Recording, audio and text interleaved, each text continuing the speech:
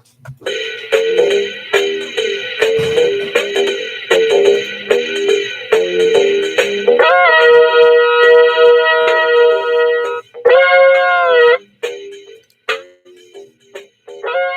to the freewheeling cavalcade of circular motion, thus defined by the octagon dedicated utilitarian outward thinking in defense of zero content.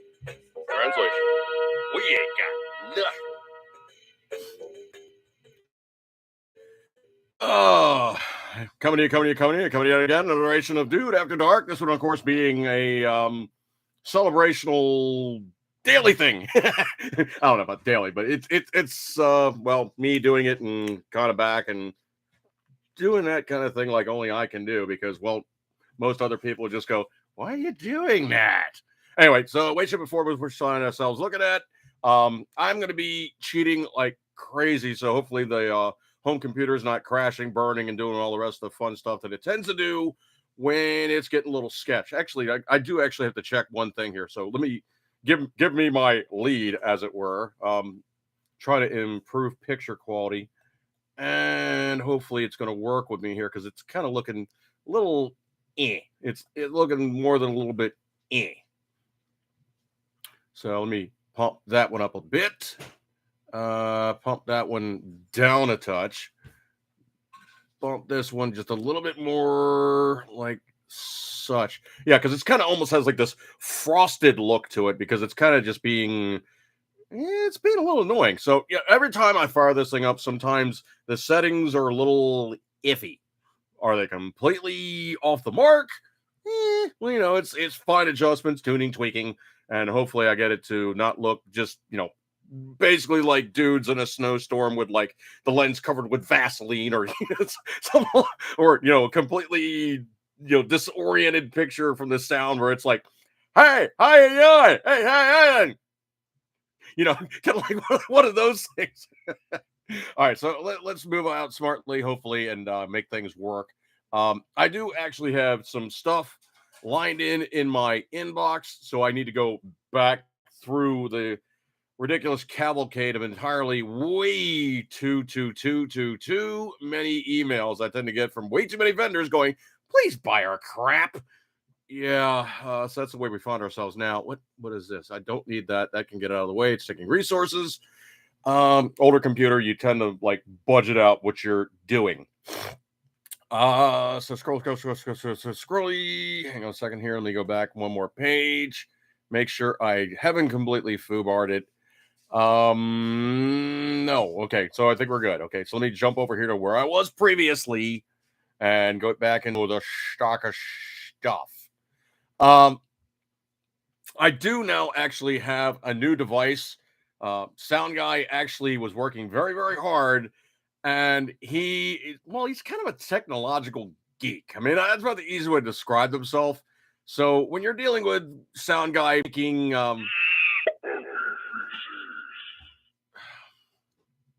besides making monkey feces, okay, besides sound guy making monkey feces, he designed a algorithm that can detect well, okay, besides dissecting caca, he engineered, of all things, a um trans flag kind of a detection system. Okay, so he's basically engineered this thing so it now can detect trans offerings on the interwebs and good stuff like that there. And of course, he now can detect. Hang on a second, I'm getting texting here. I'm getting texting. Okay, yes. All right, so people are texting me. Let me turn my sound off. Anyway, so basically, the way, shape, and form is it's essentially Sound Guy has designed a algorithm to detect the Rainbow Coalition of the trans side of things. So this algorithm is, I don't know about saying it's fail safe, but it is engineered in way, shape, and form that we now can detect the maybe not all, but we can detect some of the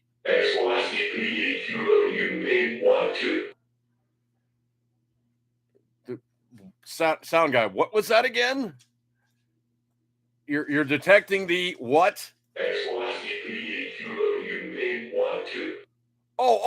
Okay. He's assigned new accreditation to the Rainbow Coalition, and he now says that they are the XYZ PDQ OU812. So that is the new sound file that we'll be using to identify those of the Rainbow Warrior crowd and TransUnion. They are now the okay. Anyway, in the room we have Martina Sasquatch and Patriot Fever. Martina Sasquatch, I have a recipe to share with you later, dude, or here if you're feeling extra silly. As long as it doesn't include a mad dash or a pile of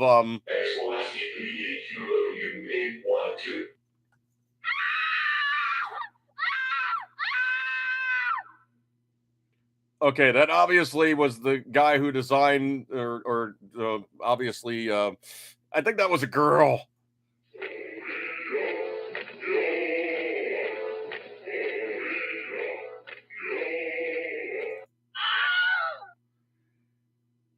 Um,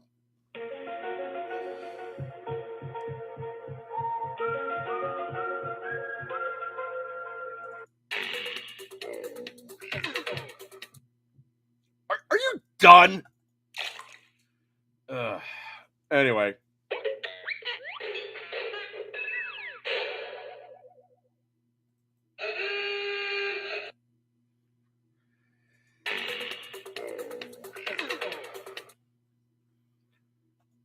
Are you finished? Are you completely got it out of your system now? Or are we going to be basically dealing with all of the resulting blow it out your ass? Okay, I think he's had entirely way too much espresso.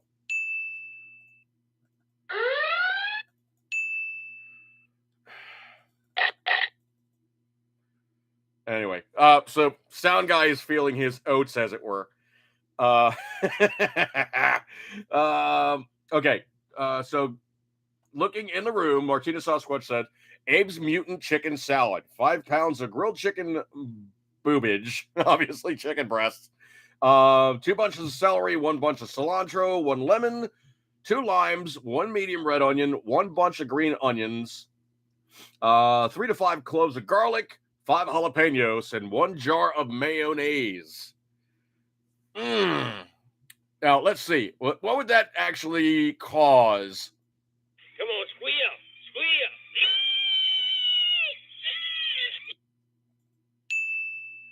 I don't think it causes that, sound guy. Really, I don't think it causes that. Yippee-ki-yay, motherfucker. Okay, I think that might be what happens after you eat that with 5 jalapenos in here, and everything tends to go, well.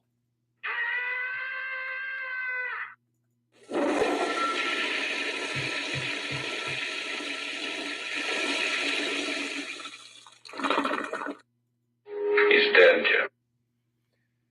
Okay, he's really okay. Barry K. Sean in the room. Appreciate you coming by, dude. All right, so anyway, looking at things in the room. Wow. Speaking of the XYZ PDQ OU812s, they have gotten way overboard in some aspect and way, shape, and form. And I got a cup of Tigger juice here, so I might be indulging more than just a tad, a Scotia smidgen, a bit. Excuse me 1 second here. Give me my lead. Still hot.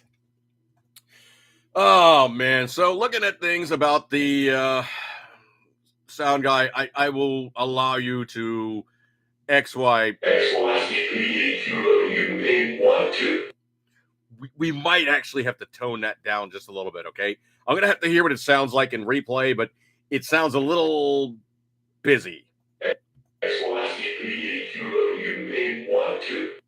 Oh no, I didn't eat 1 too. Okay, I I did not eat one too. Not at all. Sound guy, I'm married, okay? There was no way I went XYZ OU 812. But unfortunately, that crowd of XYZ OU 812 basically hosed the mayor of a New Jersey town who has been ousted by his colleagues after a slew of incidents and controversies, including his opposition to raising the rainbow flag at Town Hall for Pride Month.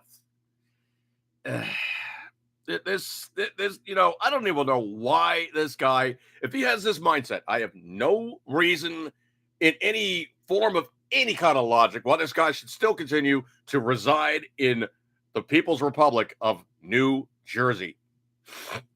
Anyway, so the way, shape, and form is essentially this guy refused or had opposition to raising the rainbow flag on Town Hall, which is not a proper flag. It is a celebrational holiday flag. It is not a state flag. It is not a countries of union flag. It is merely a social trending flag. Excuse me 1 second here.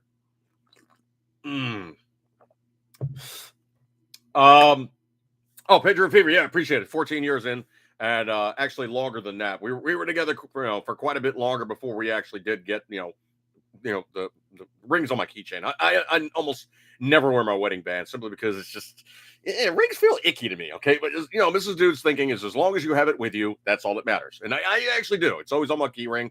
It's always with me, obviously, because I'm a driver. So my key ring's with me. I got my ring, tungsten. Anyway, so basically they hosed this guy, and they didn't want him to have opposition to raising the rainbow flag for Pride Month. So three Republican turncoats, three Republicans and one Democrat on the Rochelle Park Township Committee voted 4-0 to remove Mayor Pierin Mosca from his office on Wednesday. A video recording of the meeting shows Mosca is also a member of the committee, but he did not vote, telling TND he was quote-unquote boycotting the decision by doing so. Mosca allegedly called on the elected officials. He said they're not good Catholics, supporting and raising the pride flag in the town hall, also allegedly threatening those who disagreed with him, according to those reporting from the New Jersey Globe. The former mayor's pushed back against those allegations, however. Mosca has embarrassed the township and brought its governance to a screeching halt, threatening 2 decades of progress, former mayor and current Republican municipal chairman Frank Venezuela said, according to the Globe. Unfortunately, he used his position to create a negative atmosphere guided by his personal ideals versus what's best for the residents of Rochelle Park, Valenzuela reportedly added. Dude. It could be said that basically he was saying, you guys aren't Catholics if you do this thing. And I tend to think that the town is very stridently pretty much Catholic, but the church has pretty much bent over backwards and grabbed them by the ankles because they too have become more than a little bit.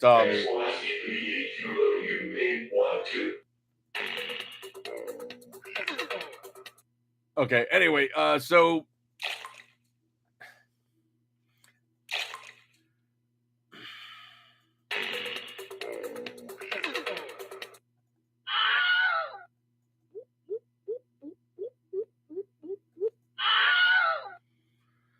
okay, I have a funny feeling Sound Guy is going to do something with the Wilhelm Scream, the XYPDQ OU812 thing, and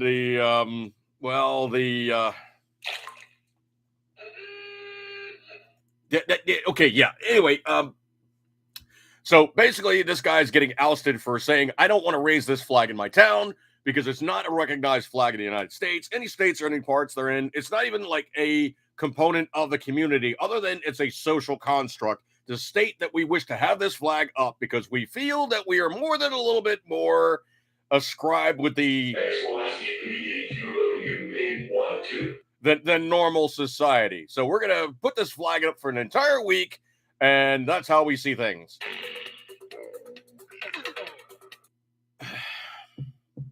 Anyway, the truth is out there. Yeah, he always does that, X-Files thing, and yeah. Anyway, attempted to roast the rainbow flag, but I feel we all do well enough here on that.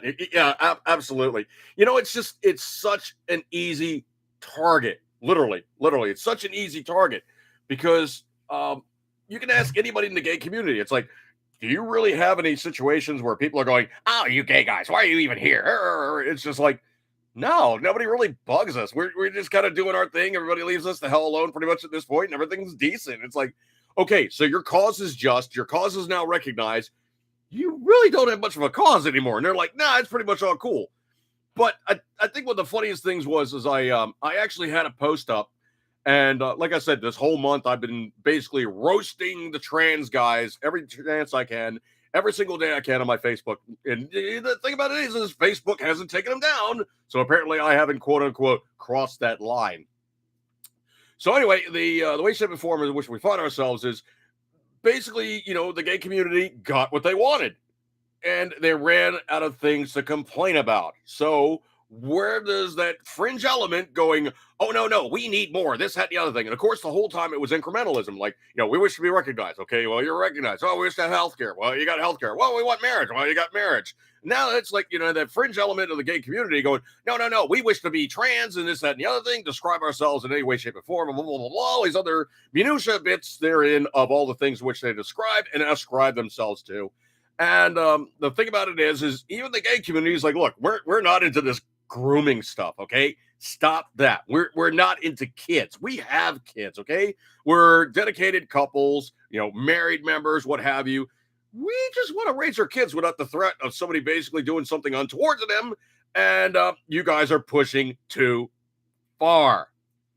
Oh, Patriot Fever. Dude, step it up. The fake book cooler is getting quiet. Yeah, I'm the Facebook cooler queen, cooler king. And I think I've had entirely too much of the inundation of the and trust me, when this month is over, I really truly don't want to talk about this stuff as much as I possibly can. I want to avoid it. Going back to the article, Deputy Mayor Jennifer Appice will now serve as the acting mayor until the committee's next meeting where they can vote for a new mayor can be held. Just, and then of course there's a video up on YouTube, and it really is just redonkulous. I mean, the guy that basically got ousted claims that somebody with political motive gave out incorrect details in regard to his objections surrounding the raising of the pride flag at town hall. The now former mayor says he never made the not good Catholics remark, according to dailyvoice.com. Moscow also reportedly then called out the lone Democrat official who voted to oust him, Linda Boniface, who made several claims about her. Boniface gave a Nazi salute not once but twice during a meeting last month. The former mayor also claimed the Democrat official also said to a child audience member of the county committee meeting was a quote-unquote serial killer, as she could see it in his eyes. So basically what it is he's in New Jersey, okay? And when you're in New Jersey politics, I hate to use this phrase, but it trumps all normal standard thinking of stuff, and you're pretty much just, yeah. Okay. Imagine, if you will, a place in the universe called New Jersey. Is it like New York? Maybe not. But the politics are almost exactly the same. Welcome to the Libtard Zone. Yeah, so basically that's what you tend to find yourself there, is those guys are just doing the whole...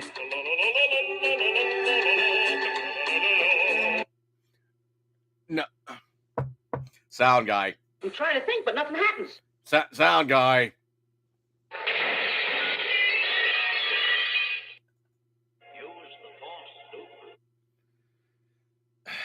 He's going through every stupid every stupid, just tangential soundbite he could pull out of the ethers. Anyway, so basically this guy's getting ousted for saying, these flags really don't have a place on the state house or on the county seat, or whatever it is, town center, call it what you will. Basically, it doesn't have a place here because it's not representing the entire community. That's it. Wow. I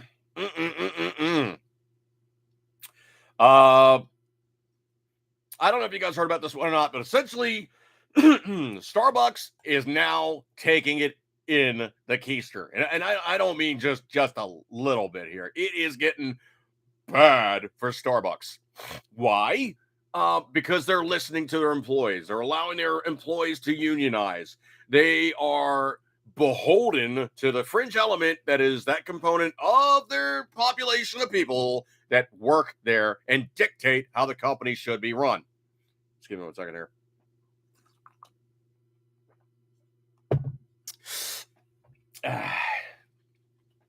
Tiger juice. Gotta have.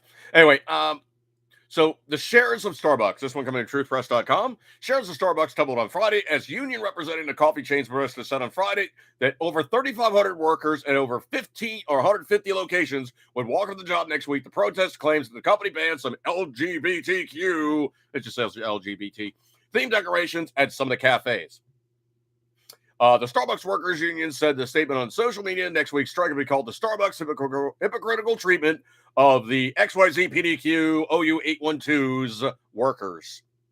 The union claims that the managers of dozens of Starbucks locations has prevented employees from putting up LGBT themed flags and decoration or had removed them after some staff had pushed for them to be displayed during Pride Month. Okay, maybe break off 1 second here. If it's company policy not to put up any kind of potential upsetting to anybody kind of thing, you stay neutral.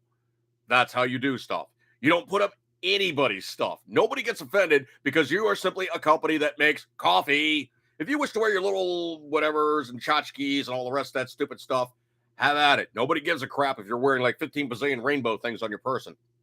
We really don't care. Other than we look at them and go, you kind of look lame. But anyway, so long and short, essentially, is these guys now basically are threatening to do this stuff, and it's getting interesting. In Friday's statement to media outlets, Starbucks said the union's claims are untrue and part of a misinformation campaign amid ongoing contract negotiations. What? Thor's hammer. Why Starbucks ever allowed anybody to unionize without closing the store out from underneath these guys, I have no clue whatsoever. It should have been simply said like this. Yes, the state allows you to unionize. However, the very first person, let me actually just read what I was stating in Facebook. It's very, very simple, very easy. And if I was the CEO, oh, trust me, it would get very interesting for all of about 5 minutes. And it would last exactly 5 minutes. And I would express it to them like this in all way, shape, and form in all of 5 minutes. I would tell them, look, you might close the locations, but here's what's going to happen. I'd close the location and I'd take the keys from anyone who has access. And I would tell the staff, you will figure out when you want to work or play politics. Both together have no place here. Not now or ever again. We will not now or ever be made to deal with the hired staff playing politics with our earnings, our shareholders, or the brand. You have exactly 1 week. One. If you choose to play work stoppage, we will close these stores forever. We will write them off as tax credits as a loss, and we will close any stores in future attempts to unionize and corrupt the company mission of making products that people want with no political statements. We will now identify as independents who care for neither party, and we shall no longer permit staff to dictate company direction. Failing that, we will close and hire new staff to replace the agents of political commentary on our dime. We are done letting staff dictate to our corporate largesse. Then I would direct the public to stores which haven't played politics. The mere fact that they let the store shops exist is the reason they're now being made. Well, I'm sorry. The mere reason they let union shops exist is the reason they're now being made the biatch in the relationship. They should have just said no, and not just no, but hell no, and close the stores attempting that and fire the people playing politics. It is time to grow a pair, Starbucks. It is your stores. Now, that's what I said on Facebook.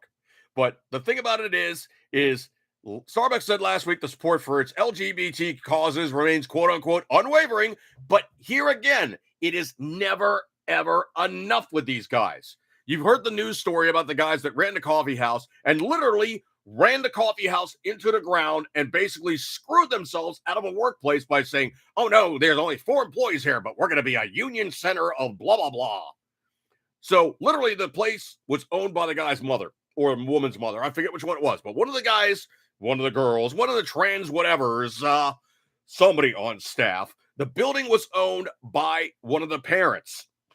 the company was sponsored by that same parent. These kids were such raging assholes. They ran the place into the ground to the point where the mother or other family member was like, you know what? Done with it.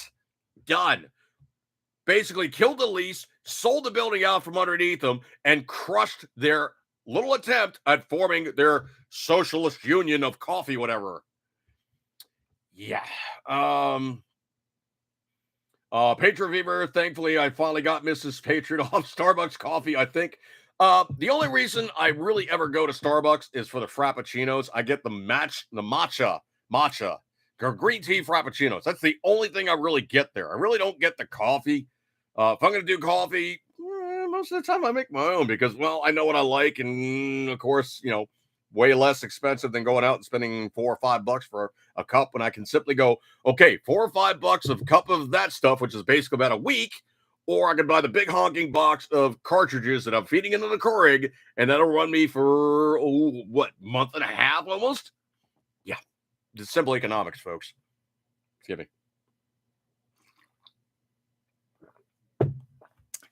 And I live on coffee. Yeah, but I don't go there all the time, Patriot Fever. I only really go there like, once in a blue moon, once the urge strikes me to get one of those green tea Frappuccinos. I don't have a Frappuccino machine at home. I'm sorry. Could get some green tea though. That's not hard. But anyway, so looking at it as the backlash that they're now experiencing. Many U.S. brands have faced backlash from conservatives on display of LGBT merchandise or engaging in marketing partnerships with transgender influencers. Target's forced to pull some. Yeah, but they've also lost their ass on that one. Starbucks is going to be the last guy that you see right now going, oh, snap, this was really stupid. Target's lost billions of dollars. PetSmart's gotten their ass handed to them. Chick-fil-A got their butt slapped. Walmart's gotten their butt slapped for, basically people calling for boycotts to the endorsement of the XYZ PDQ OU 812s. And the shareholders have also taken note. Earlier in June, New York State Comptroller Thomas DiNapoli, who manages the state public pension funds, wrote Starbucks, Target, and more than 50 other companies in which the funds are invested, and asked them to explain how they're managing corporate risks from the recent backlash to pro-LGBTQ stances, including approach to state legislation, which could hurt recruitment, and how they're supporting LGBT. Okay, that is such just a conflict statement there. The guy's going, hey, how are you going to manage your financial gain or losses, even though we really want you to do things that are possibly very unpopular to the silent majority of the United States? It's very interesting. So Starbucks was the first company to reply to the Napoli, reiterating its pro-LGBT policy in a letter on June 14, which was viewed by Reuters. In the letter, Starbucks reportedly highlighted a timeline that goes back many decades when it began offering full health benefits to same-sex domestic partners. Okay, that is not that big a deal. That is not that big a deal because basically it comes out to be with like all the equality laws and all the rest of that fun stuff. That's pretty much required things anyway. You can't really say, hey, you guys are, a gay couple, you're a straight couple, you're this couple, that couple, all these other things. You basically have to maintain the same equity to back any of these, entities.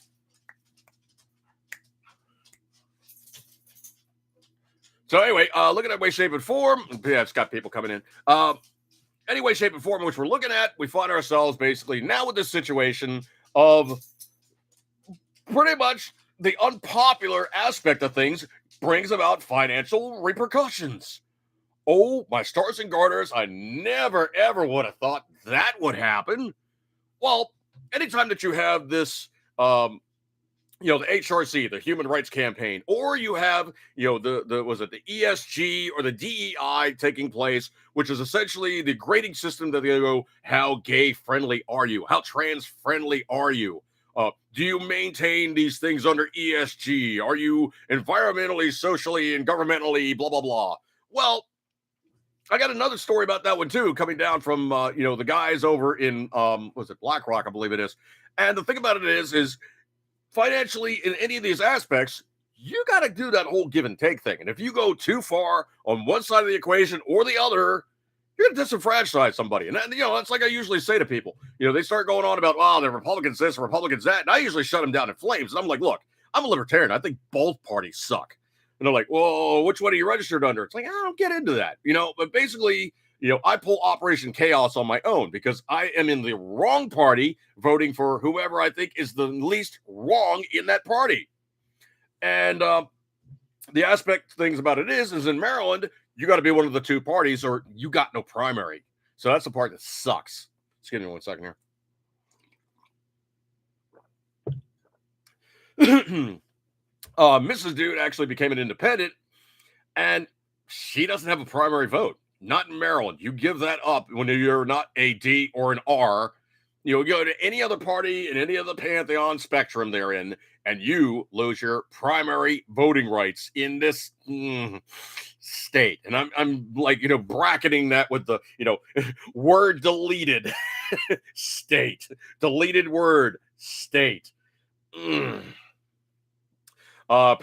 Patriot Fever. I want to set up a table selling 2A magazine and subscriptions in front of those places. Yeah, that'd be hilarious. Patriot Fever, green tea, puke. Oh, that's why they make chocolate. And that's why they make vanilla. Okay, I rather like green tea. It's like one of my favorite Asian flavors. See, scrolly. I haven't heard about this one or not, but this one I got to pull up something that hasn't been used in a while. Yes, we need to talk about, of all things, well, something that I really haven't spoken about in a while, but we need to talk about the,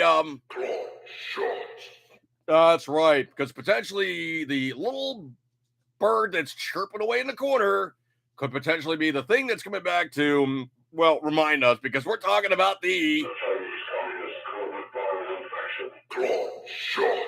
yeah, it's also from Truth Press. There's a devastating toll of America's cancer epidemic in young people. Haven't heard about that much, have you? So, supposedly a 24-year-old from Dallas just graduated from the University of Arkansas with a degree in finance when he was diagnosed with colon cancer after dismissing the main symptom, tiredness, for months. The tumor is not spotted until it progressed to stage 3, meaning it spread outside the colon, making it much harder to treat. Mr. White had been on track to marry his girlfriend and moved to California, but his dreams were cut short when he died after a 4-year battle with the disease. For those lucky enough to catch cancer before it becomes terminal, their world was torn apart in many other ways. Marissa Maddox, a paralegal, was robbed of a chance of having a big family when she'd always hoped for, after a colon cancer diagnosis at 29 made her infertile. The Delaware native, now 38, gave birth to a son, Luke, just weeks before given a devastating stage 3 cancer diagnosis when she'd been told the cancer spread to her lymph nodes. Well, the radiotherapy had caused so much damage to her ovaries, she's unable to have any more children, putting an end to Maddox and her lawyer husband, Robert's dream of having a big family. I'm so happy to have him, but I only have one healthy child. So, in the 90s, only 11% of colorectal cancer cases were among people younger than 55 years old. But cancers have now more than doubled, with people in the age group now accounting for a fifth of all new diagnoses, according to the latest data in 2021. Oh, I love this, folks. I really, truly love this component when they state this. Experts, and you ever notice how they always say, experts say, opinions depending by experts. I got to state this most clearly. Where we are right now is because we're listening to air tags, air quotes, experts.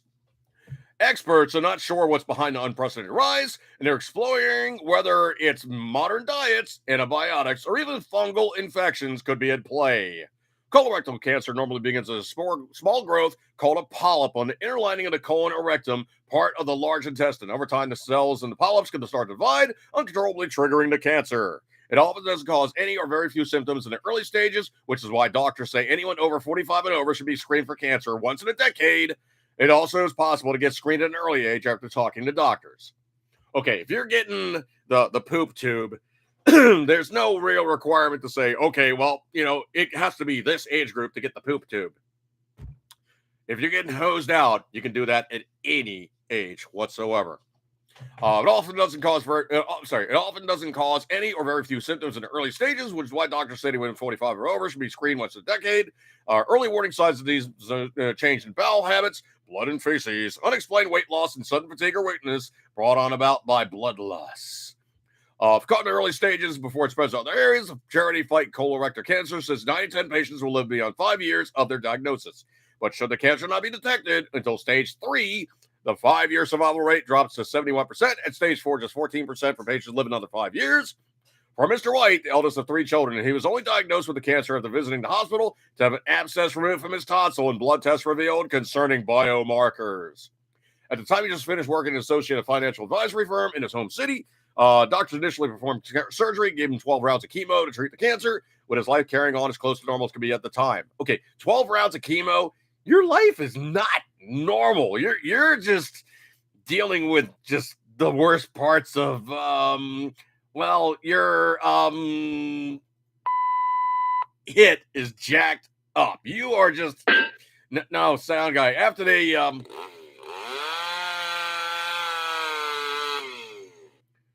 okay, I think they've had enough surgery, sound guy. It really just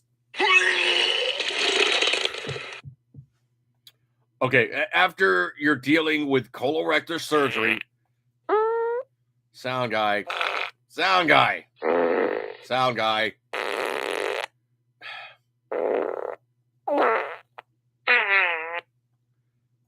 I think they'd be really happy if they could.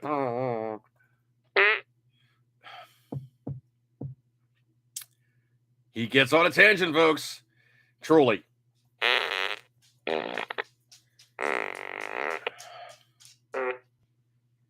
Are you done? You better wipe, okay? And wash your hands. Anyway, so basically they're now seeing where's it coming from? We don't know. Well, the crappy food that we've been eating with all the Roundup in it might be a clue.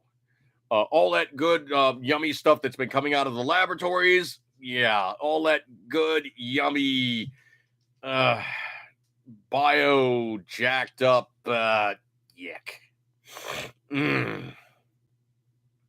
Bio jacked up, yuck. Have you guys heard about this one or not? This is classic. This is classic. How do I even say this without saying this? But merely to just sound guy. I was not gonna say that. Okay.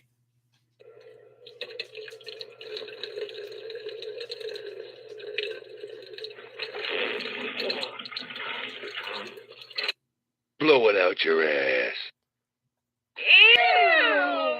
He's still on potty humor, folks. No, I was not going to say that, okay? I was going to talk to you about Bud Light. Bud Light is at it again. Yeah, Bud Light is at it again. And what did they do this time? Well, they went up to Toronto and they sponsored the Toronto Pride Parade. You may want to.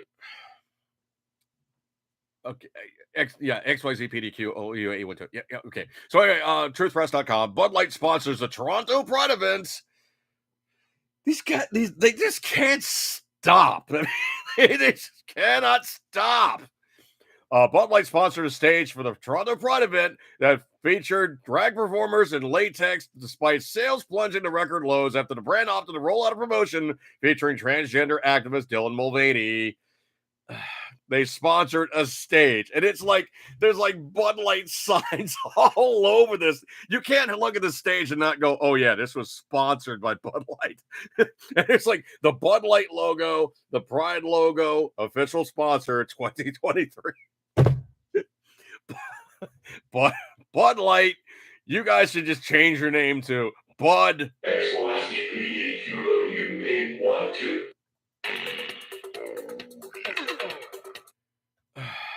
Okay. Well, anyway, yeah. So they become the XYPDQ preferred beer. Oh man.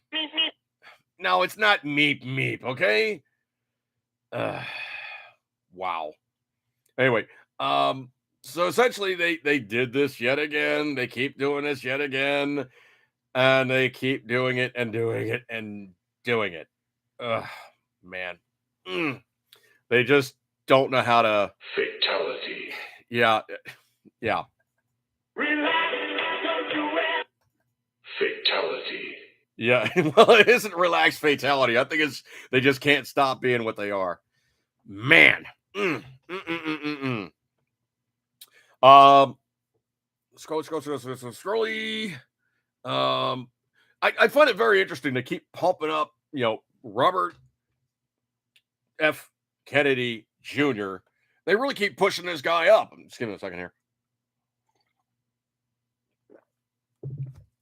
And now it seems to be like this transition where they're speaking on, well, you know them, you love them. They're speaking about, the issues about, and health issues and how he might be dealing with, okay, well, it's going to be him because it cannot be Kamala. Oh,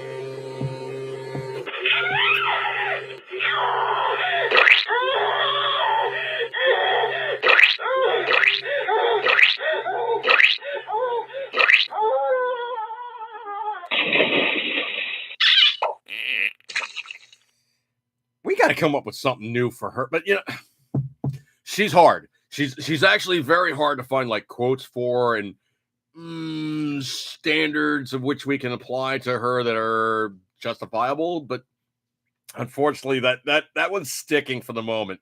Quite literally, it's just it's there. It's there. It's really there. Anyway, Patriot is buying stock in Mr. Beer Kits. Sees Patriots all over decentralizing from the beer companies. Well, dude, I mean, if you could brew your own, I mean, that's old school way. I mean, you look at the amount of the amount of alcohol they used to drink back in the colonial days. Oh my stars and garters. It was like beyond ridiculous. Or you think about how much stuff they would bring on board, like, ships going across the ocean. It was like, well, we need to have some drinking water, and they'd bring some drinking water, but it was like, okay, we need to bring in all the alcohol, and it's like barrel after barrel after barrel after barrel after barrel after barrel. Oh no, we're running out, mate. We got to go show mix some grog. I mean, if you watch, was that Master and Commander with Robert, or was it Crow? Man, it is insane how much those guys are drinking, and it's like literally they're just pounding stuff down. Martina Sasquatch, we need a Medusa laugh, tongue shakes sound. Oh, like an evil female laugh. Yeah, I could possibly come up with that. Sound guy, make a note. Make a note.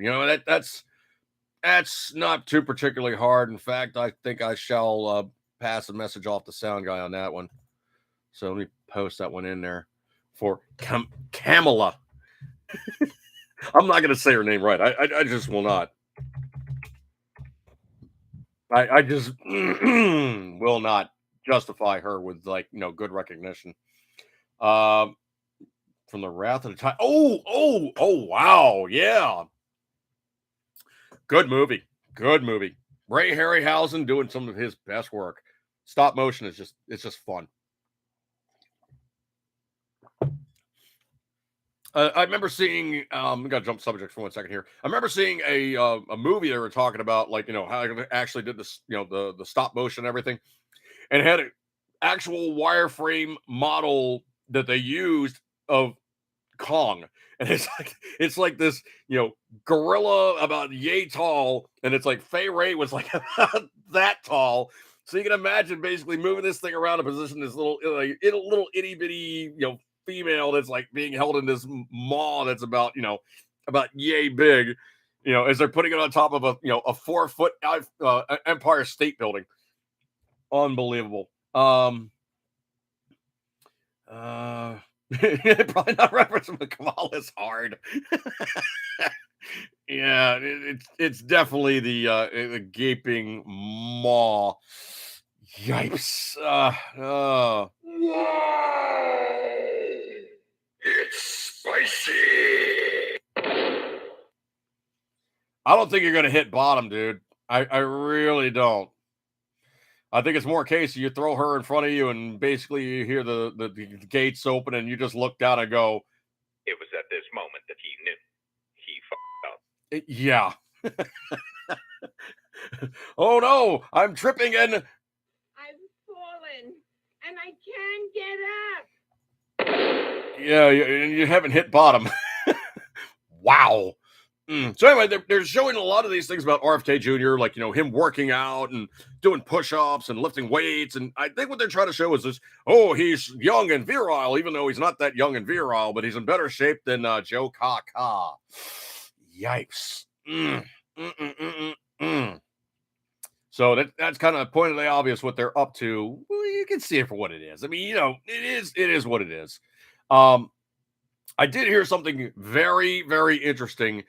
And you know what? It's a TikTok video, so I am not going to play it here, but I will post up a link on my Facebook page. The thing is, we're still running on the last 3 days of the XYZ PDQ OU 812 month. So I'm going to run through that first before I get into the other stuff. But there was statement from Joe Kaka, and I'm almost wondering if it was an AI to punch it up and make it. But basically, he's reiterating the fact that he may have done illegal activities, except he's doing it with like foreign nationals at like some symposium or, basically get together kind of. It was a really strange thing. Very strange. And it really kind of made me cock my head and go, is that real, or is that something kind of stranger than normal, or what's going on here? Yeah. Anyway, let me jump over here to this news story. This one also from truthpress.com. And it, I cannot do this justice, folks, but supposedly a Democrat lawmaker was arrested for, no, sound guy. No, it was not Quack, okay? He walked up to a guy's car with a Biden sucks bumper sticker and went, yeah, he scratched the guy's car up with a key. You sick little monkey.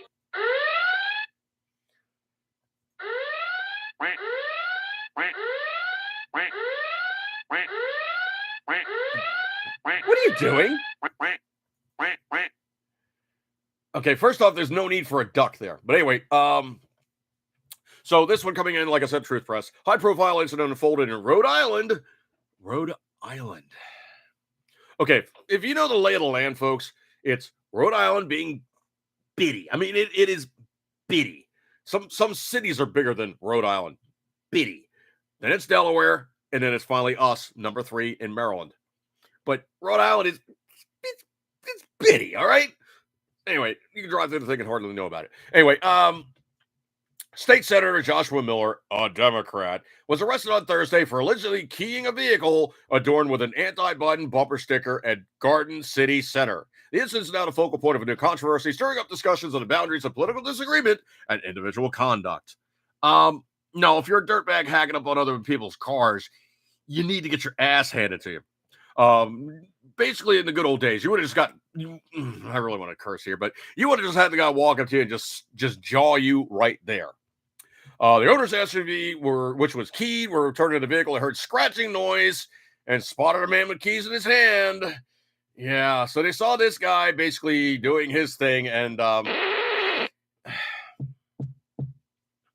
anyway, scratching noise spotted the guy with keys in his hand. After discovering a lengthy scratch in the vehicle's door, they asked the man, later identified as Senator Miller, if he was responsible for the damage. Miller denied the allegation and quickly left the scene. Why?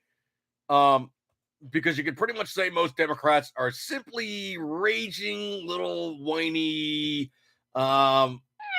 Yeah, they are not. Oh no, they're a bunch of P-U-C's.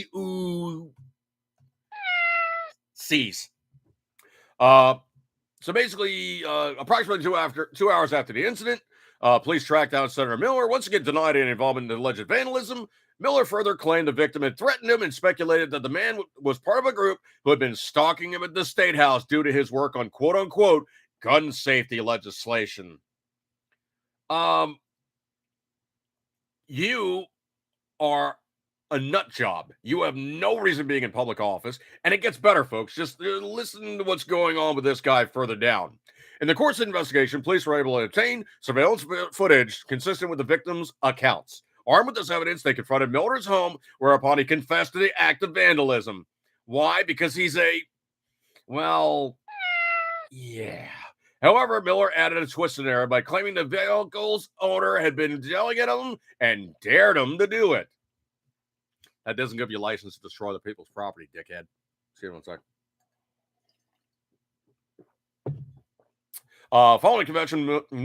Following his confession, Miller was arrested on a misdemeanor vandalism charge and taken into custody. Miller's attorney, John McDonald, has stated his client will not comment on the case until all legal proceedings have concluded. This guy's a loose cannon, and I'm meaning that in the classic statement they're in, not like firearms related, but in the classic statement. He's a loose cannon. In the aftermath of Miller's arrest, Cranston Police Chief Michael Winquist issued a statement emphasizing no individual is above the law. Quote, the officers who handled the investigation did so with fairness, integrity, without preferential treatment. He said, according to WPRI, Senator Miller was later released on a $1,000 personal recognizance and is due back on court on July 18. Joe Powers, chairman of the Rhode Island GOP, tweeted, quote, this behavior is unbecoming of anyone holding a leadership position. State Senator Joshua Miller has proven once again he does not have the composure required to represent every constituent in his district and must resign immediately. This is not the first time Senator Miller has been embroiled in controversy. In 2014, he made headlines for cursing at a gun rights advocate during a state house rally. An incident that was captured on video and circulated online. He later issued an apology for his outburst. Okay, remember that loose cannon thing I was saying? This, no, sound guy. No, he's a little bit more than that. He's a raging uckhead. Yeah, he's a raging uckhead. So if this,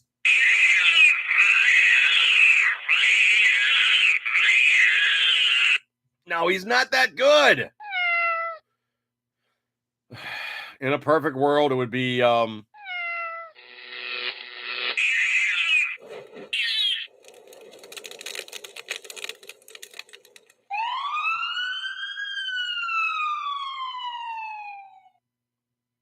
no, he doesn't need to get that. Wait. He does need to be ousted from office, and anybody that supports him at this point needs to realize this guy's a freaking loon, man. You do not need this kind of representation, even in a state as dinky as Rhode Island. He's going to drag stuff down. He's going to make your state suck, okay? He's just bad juju. I really, truly don't want to get into anything along the lines of the submersible that was diving on the Titanic and After Effects and all the rest of that fun stuff. But I will state most clearly and empathetically, the physics on it are freaking horrendous. That's all I will state on that one. It is just freaking horrendous. If you guys want to read up on this on your own, I will throw a link into the room and you can find out for yourself. There is the technology involved, and I will simply state it as dieseling. But let's just say that when a diesel engine fires, it's a couple thousand PSI, and it's maybe 1900 degrees. Those guys were down there, and they got hit with 10,000 PSI. And it was instantaneous, catastrophic, just dieseling. And that is all I'm going to say about it. But that's exactly what the submariners call that. And it's called dieseling for exactly that reason. You compress something so much that it just spontaneously combusts. Except when you do it underwater with that kind of pressure level, oh my stars and garters. I'm not even going to get into it, but the physics are bloody horrendous. Let's just say they didn't know what happened to them. It was just that fast. Scrolly. Let me lose that one. Scroll. There was something else jumping at me I want to throw in here.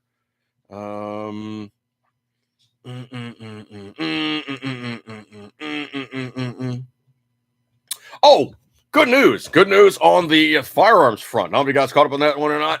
Well, of course, that Ruger purchased, got a hold of all the intellectual properties, naming rights, and all the rest of that good stuff. They are the sole owner of Marlin Firearms. So the first gun they brought out was the Marlin 1895, or the large frame 4570 ass kicking, either a longer rifle or the carbine of that. And I can only imagine what shooting that thing like, man. 4570 is probably equivalent to like a 12 gauge. I mean, it's a heck of a shoulder thumper. Anyway, so they've had that out for a while. And my local firearms store, I've actually seen one of those Rugers close up and personal, put hands on, played with it a little bit, and looked it over. I got to tell you, man, they are putting in a really, really nice effort on that. It is very, very well done. I can say I can actually see like some hand fitting in there. So they're really doing a nice job on it. Well, the first time they came out with it for the new stuff is obviously the 1895 and 4570. That is the large frame. The next step down, they've actually missed two models. There is the 336, and there's another model that is both in 3030, 218B. No, actually, no, not 218B, but 3030 and a couple other 35 Remington, a couple other calibers and whatnot. And that would be their medium size lever action, because now it takes another center fire cartridge of slightly smaller length or diameter, pressure level, or, it basically is just the next step down. It's the medium size. So you would go from 1895 to 336. Well, where would you go down from there? Well, you would go into the pistol caliber ones, which would be the 1894. The 1894 is very easily identified because you will look at the top and there is no ejection port. You look at the receiver and it kind of looks almost like a big 39A. And I actually have a 39A. Basically, it looks like a big 22 long rifle lever gun, except everything is stepped up. The magazine tube is bigger, the receiver is more massive. And if you look at the side of it, there is no ejection port. There's just a steel block, and that is a bolt. So that whole steel block goes backwards and forwards, and when it slides back, that's your ejection port. On top is a piece of sheet metal that is the top side of the receiver that you literally can bolt a scope to.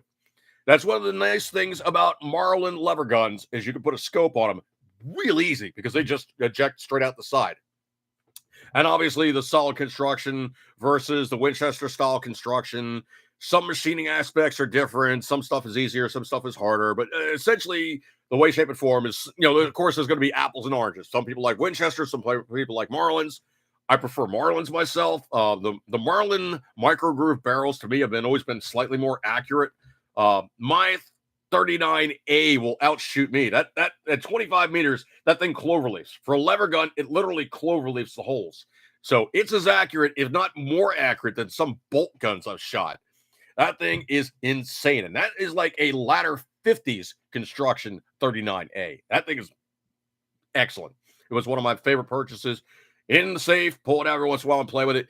That's the beauteous thing about those lever guns is basically they'll shoot short, long rifle. No problem. Interchange the magazine as much as you want to. Basically, every single round can be stacked up in any way, shape, or form. Any perambulation makes no difference at all. The 39A is the cat's pajamas. Anyway, so they now have come out with the 1894. What's it chambered in? Well, another good brush caliber besides 4570. It is now chambered in 44 Remington Magnum. So, the thing about it is that aspect ratio, and of course, the way that thing is built, that means you potentially could build it in 44, 41, 44-40, or 357 Magnum / 38 Special, which means, of course, you can shoot the 44 Magnum with 44 Specials and save some money. Makes it a little bit dirtier in the chamber area, but 45 long Colt. I mean, any of these cowboy cartridges or modern equivalents, you can easily slap into that thing with some tweaking and some mild changing around of things, and it would function perfectly. So, what's the specs on this guy? Well, it is a 20-inch Colt Hammer forged barrel. That is huge. Ruger is using hammer forged stuff when Marlin never did. Marlin used good ordnance quality steel, punch the hole, all the rest of that good stuff. But the thing with the Colt Hammer forged barrel is literally you take a tube, you drill the hole, you get the hole nice and pretty. You put a mandrel in there that is perfectly designed and, of course, described and everything. All the rifling and everything is exactly how you want it. You slip that into the tube. You then take the hammer forging, which is basically putting the tube into a machine, which is stamping like this, literally stamping the barrel at all sides to smush it like a toothpaste tube all the way down. You then extract the mandrel, and you have a perfect reverse image of that mandrel every single time. Snip off the ends, give it a heat relieve, bolt it into the gun after doing some minor other tweaking, and you have a almost match quality barrel on a lever gun. Holy crap, nobody else does that on lever stuff. So let's see. With standard 6-groove rifling and a 1x20 twist rate. That's 44 Magnum standard stuff. Nothing crazy. Also capable of shooting the lighter recoiling 44 Special. The model 1894 is equipped with a tubular magazine that will accept 10 rounds of 44 Magnum or 11 rounds of 44 Special. So they said, one of the guys on staff there, we're very excited to introduce our first Ruger-made Marlin model 1894, said Ruger President and CEO Chris Killoy. We've spent many months working to make this rifle the very best it can be. Quote, our focus continues to be on quality. We remain committed to making firearms worthy of John Marlin's legacy. The fit and finish of this rifle is reminiscent of what was produced by Marlin Craftsman in New Haven, Connecticut many decades ago. So the Ruger-made 1894 Classic is marked Myodan, North Carolina, bears an RM or Ruger-made serial number prefix, and features the red and white bullseye on the stock. Additional models in different calibers and configurations will be released throughout the coming year. Due to the anticipated strong demand and limited quality of Ruger-made Marlin lever-action rifles, Ruger encourages retailers to contract the distributors for availability and advises consumers not to leave deposit with retailers who do not have confirmed shipments. This is the kind of stuff that would never, ever happen with William Bannerman Ruger running the game. So the thing about he was a curmudgeon. That's about the easiest way that I can describe it. It was just a crabby guy making stuff that only he wanted to make, and if you didn't like it, too blanking bad. Case in point, of course, you guys obviously heard, the gun ban stuff, 1994 to 2004, where we basically were locked out. We couldn't get 30-round magazines, obviously, configuration weapons, scary stuff, assault weapon ban, all the rest of that happy horse stuff. Well, if you guys know anything about the Ruger Mini 14, the 30-round magazines were kind of available, and they weren't easy to find, but you could find them. So the dirty little secret is, supposedly Ruger was watching TV one day, and there was a newscast about firearms being utilized in some Rhodesian thing or, Zimbabwe or, one of the war-torn areas. And he sees one of the guys, obviously a black guy, sees a black guy come by toting a Mini 14 with a 30-round stick, banana tape to another magazine or Dutch stack. I forget what that's called. We basically, jungle tape. That's what it is, jungle stack. We basically took one magazine facing up, one magazine facing down. You tape them together, butt to butt. So you basically take the magazine, click it out, flip it around, stick another one in, you got another 30 rounds. Well, he sees this guy running around with these 30-round sticks, and he's like, hey, I didn't intend for Joe Average to be using a 30-round magazine. I'm going to restrict that strictly to law enforcement and military. Well, the dirty little secret is the military did not use the Mini 14. The most large user of the Mini 14, obviously, because with the folding stock, you could snap that thing down really, really small. It was actually a very good package. But it was usually police agencies or prisons. And for some reason, they figured that, the bad guy in the prison yard with a 223, you're not going to really need that much range anyway. So within the first couple hundred meters, you got him. You're basically on target. And that's going to be utilizing what we have right here, which is, for law enforcement, we have the 30-round magazine.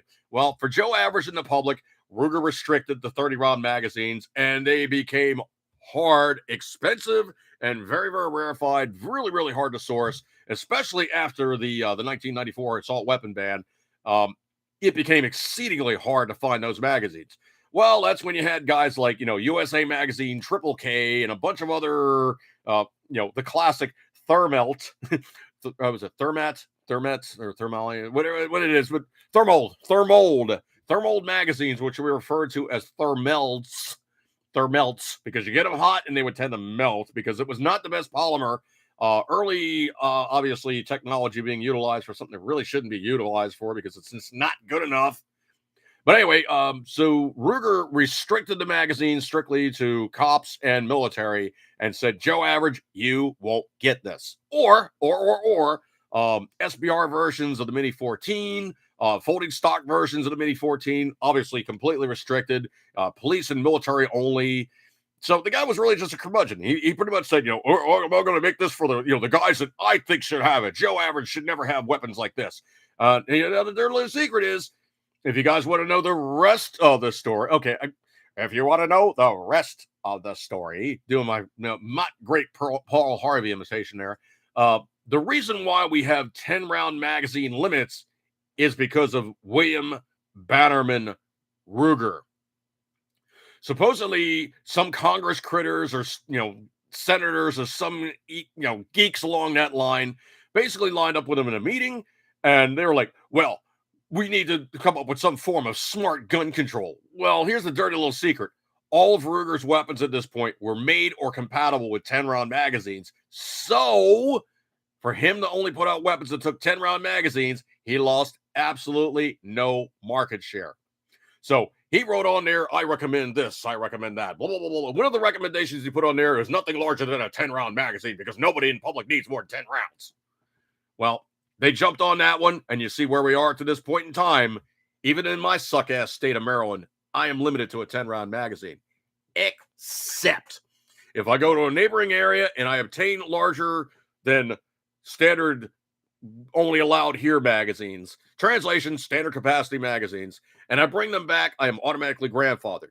Well, guess what? If they change the laws and they make it so you can't bring any more new ones in, guess what? I already had them. So that's an easy law to circumvent because it's just stupid. So anyway, that's where we are right now. Ruger basically was the guy that caused some of the mayhem, and he's the guy. Actually, Patriot Fever, you in the room, you just said an 11 tube mag legal. Well, here's the dirty little secret. Because they consider it a sporting arm, it actually is seen as different. See, the screaming Memeites don't look at anything except for going, oh no, these detachable magazines are so deadly. Da, da, da, da, da, da. A magazine is not deadly, dumbass. It's the stuff inside the magazine. And I can tell you for a fact, my Marlin 60, which is like a 15-round magazine or something like that, that's a tube mag underneath and a semi-auto 22, I can rip them out just as fast. It's a really quick firing weapon, man. And that's still 15 rounds of bullets. Yes, it's going to take you longer to reload the thing, but damn, man, that's still 15 rounds of 22 long rifle flying out the tube as fast as you can yank the trigger. And they didn't really see that as something that they really had a problem with, so they really didn't care about tube mag or 22 long rifle or any sporting arms along those lines. But then again, you have the other aspect of the way they look at stuff. Oh, that's not a hunting rifle. That's a, air quotes, sniper rifle. Yeah. So there's always some excuse that they have. The FUDs, of course, are always like, willing and able and justifiably stupid enough to enable these guys going, yeah, you don't need an AR-15 with a 30-round magazine. You don't need that to hunt deer, or you don't need that to hunt ducks, or you don't need that to go to the range and shoot targets all day long with a 12-gauge pump. Yeah. So anyway, that's where some of the stupidity came from, was Ruger himself. Why? Because he was covering his own ass financially, because he knew some companies would have to retrofit their stuff to actually accept only a 10-round magazine. Well, if they were smart, what they did was they simply just took a 15-round magazine, nipped it off, and put a much longer floor plate on there so it only held 10. That was the easy one. The other one they did was they had destructive magazines where you basically look at the magazine and it was constructed in such a way that they folded in a piece in the middle that had dimples in it. If you try to drill out the dimples, you would literally have the magazine break in half. If you're half decent with a TIG welder, that's not hard to fix. That's like 2 seconds with a TIG welder, pop on some new beads, basically grind it down flush. It's fixed. Get a standard spring, standard follower, work just fine. Anytime they try to do something to circumvent, the rights of people found out a way around it. That's why 3D printing at 80% is so popular right now, is basically everybody goes, you know what? I'm going to make stuff you don't need to know about. And of course, defense, what are those guys? Defense, Cody, whatever his name is, the guy basically making, the Ghost Gunner weapon maker. Well, he now basically has made one that didn't only do an 80% receiver, but it also can do a 0% receiver. Translation, a piece of metal, you put it in there, you hit the button, and it literally cuts you out a frame. The genie's out of the bottle there, legislators. Once you take a file and you go, oh, well, I'm going to take this file and I'm going to unplug it from my computer. I'm going to plug it into this machine, and that's it. Information is almost weightless. On that one, folks, I'm going to break for this one. And I appreciate you guys hanging out with me. I know you got many other things to do and good stuff like that there. And I appreciate your kind attentions. I know you got many other things to do on a Tuesday, but you decided to hang out with me. So I appreciate your kind attentions. And, well, yeah, you'll get a gold star for attendance. Sure. You know, good stuff like that there. And, well, sound guy. Yes, thank you, sound guy. Anyway, so good that stuff as it is. I appreciate your kind attention. We'll break off on this one. Eat good, keep ring as always, you know you love it. And I will see you guys next week. Unless I do something else crazy and put it up on YouTube. Appreciate your kind attention. I'll catch you guys next week, and have a good one. See you guys. Later.